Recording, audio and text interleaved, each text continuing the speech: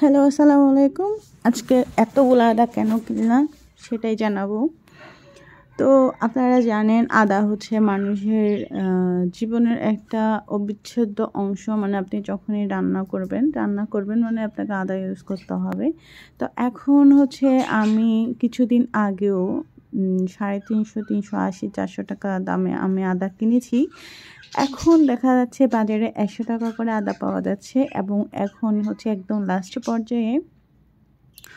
তো হচ্ছে যারা ফিউচার নিয়ে ভাবেন বা হচ্ছে আপনার একটু সাশ্রয় করতে চান, কারণ এখন যেহেতু বর্তমান বাজারের দরটা সবচেয়ে বেশি চলছে, তো সেজন্য হচ্ছে আমি ধপাধপ করে 4 কেজি আদা কিনে নিয়ে এসেছি এবং 4 কেজি আদা আমার ঈদ পর্যন্ত চলে যাবে।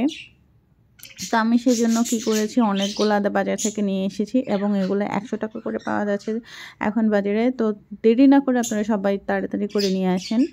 এখন হচ্ছে এই আদাটুকু আমি হচ্ছে ভালো করে ভিজিয়ে নিব। এটা হচ্ছে একটু ড্রাই ছিল, এখন আমি পানিতে ভিজিয়ে বালি যেগুলো ছিল সবগুলো ঘষে ঘষে তুলে নিয়ে আরও হচ্ছে ভিজিয়ে রাখবো, যাতে হচ্ছে বালি সবগুলো ঝরে যায়। তো দেখেন আমি একটু কষলিয়ে ধুয়ে নিয়েছি, যেখানে একটু বেশি বালি টালি ছিল আর কি, ময়লা টলা ছিল, এগুলো সবগুলো ডলে ধুয়ে আমি হচ্ছে এখানে ভিজিয়ে রাখবো।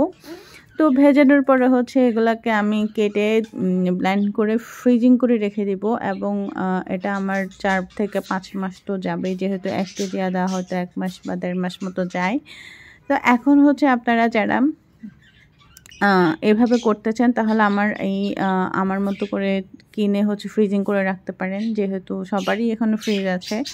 তো দেখবেন একটা সময় দেখবেন যে রোজার সময় আস্তে আস্তেই এটা 4 কেজি আমি এখন 4 কেজি 100 টাকা করে 4 কেজি কিনেছি 400 টাকা দিয়ে। তখন রমজান মাসে দেখা যাচ্ছে যে আপনাকে 1 কেজি কিন্তু হচ্ছে 400 টাকা, যেটা হয় আমাদের আর কি দেশে। বাংলাদেশে তো দেখবেন যে যখনই রমজান মাস আসবে সব কিছুর ডাবল, 3 ডাবল, 4 ডাবল দামে বেড়ে যায়। আর এখন যে পরিমাণে সিন্ডিকেট বেড়ে গিয়েছে এবং সরকারি ব্যবস্থা এখন কোনো ব্যবস্থার মধ্যেই নাই, কোনো কিছু কেউ ফলো করছে না, মানে যেমন ইচ্ছে তেমন চলছে।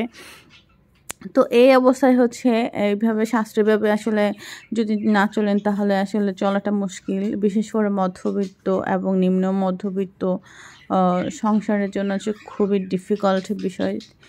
তো তারা হচ্ছে কোথাও যেতে পারে না, তারপর হচ্ছে কারো কাছে চাইতেও পারে না। উচ্চ মধ্যবিত্ত হলে তখন হচ্ছে ভালোভাবে মোটামুটি একটু চলা যাচ্ছে, কিন্তু যারা মধ্যবিত্ত এবং নিম্ন মধ্যবিত্ত তাদের জন্য খুবই ডিফিকাল্ট এই সময়টাতে।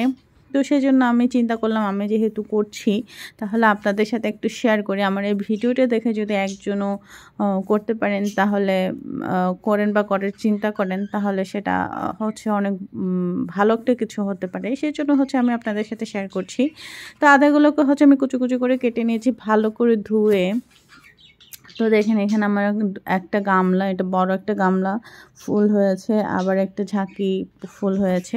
তো এখানে আমি সবগুলো দইয়ের যে টক দই বা মিষ্টি দইয়ের যে ডিব্বাগুলো সেগুলোর মধ্যে হচ্ছে আমি সব রেখেছি এবং এটা হচ্ছে ডেলি ইউজের জন্য রাখছি। তো এইভাবে হচ্ছে বক্সিং করে আপনারা সুন্দর করে রেখে দিতে পারেন। সো সবাইকে অনেক ধন্যবাদ। আসসালামু আলাইকুম।